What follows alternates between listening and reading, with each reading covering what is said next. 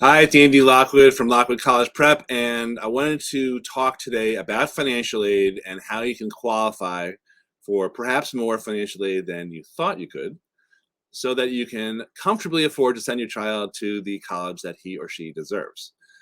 And the title of today's presentation is How to Hide Your Money from the Financial Aid Office. I really should say something like How to Hide Your Money Legally and Ethically, thanks to the scandals we had.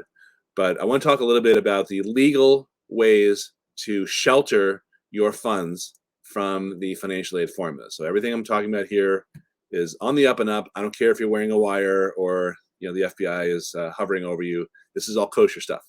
And I want to point out that I've written a free report about exactly this topic that you can get on our website, lockwoodcollegeprep.com/report.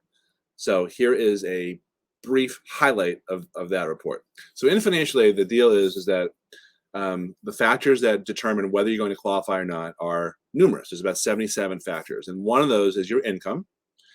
There are not a lot of ways to shelter income unless you're self-employed and you have a good accountant and you have legitimate business expenses, or you understand certain high-level, but not out of the ordinary, just high-level techniques to keep more of what you earn. So that describes you. If you are a high-income business owner and you don't think you can possibly qualify for need-based financial aid, I'm happy to talk to you about that offline, because I'm exactly in that situation, and it was fixed by my accountant. His name is Rick. So that's anyway. That's not the topic of today. The topic for today is not income; it's about savings. Because as the Wall Street Journal put it years ago, and I've shamelessly referred to it since then, in financial aid, it's not a matter of how much you have saved; it's where you have that money saved. So there's sort of a hierarchy of savings that penalizes you. Some savings penalize you far more than others. Some penalize you a little bit, and some types of savings don't penalize you at all. So I'm going to zip through these, and then if you want some more information, I'm going to again direct you to that free report that I wrote up. So the types of savings that penalize you the most are money in your kids' names. I'm talking about specifically UTMA and UGMA accounts. I'm not a financial advisor, so even if I had the ability to go into all the gory details about those accounts, I think I would put you to sleep.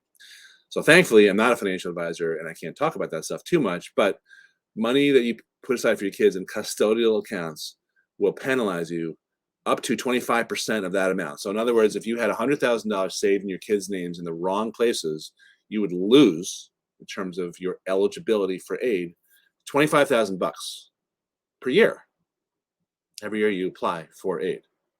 I'm not talking about the 529. I'm talking about custodial accounts.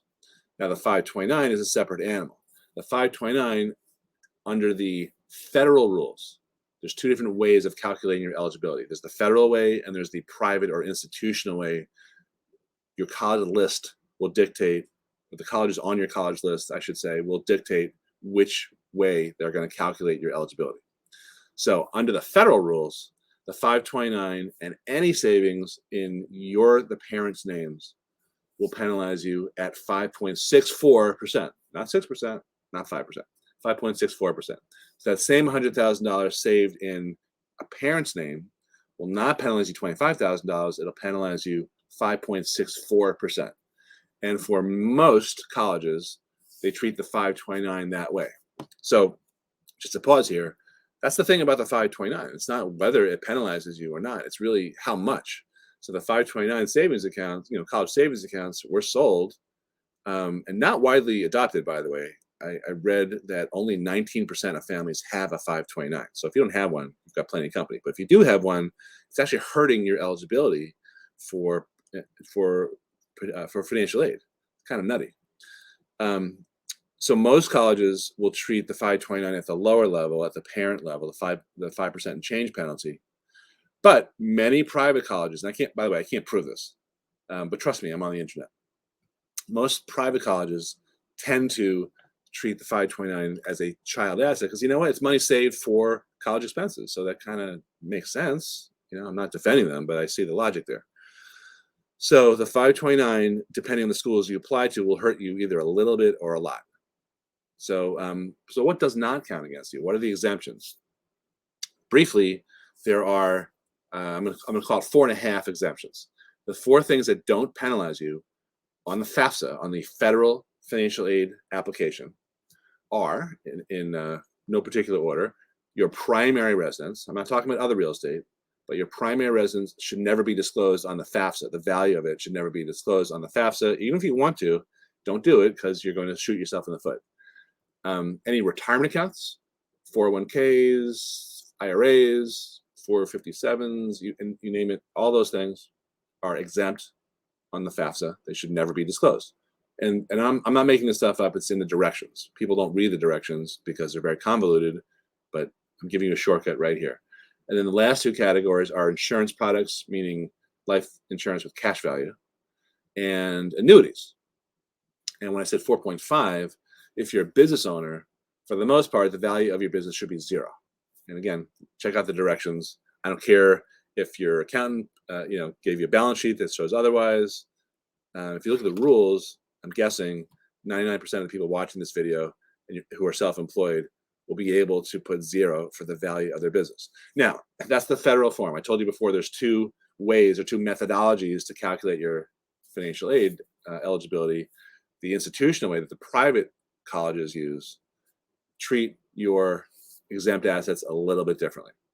But that is all explained in my report. So I encourage you to check it out on our website, lockwoodcollegeprep.com/report. If you're interested in getting in touch with us, you can also visit lockwoodcollegeprep.com and schedule a time to talk to either me or someone on my team. And as always, I recommend you subscribe to this channel so you don't miss out on any more tips that I don't think you're getting anywhere else. That's my hunch. That's what other people tell me.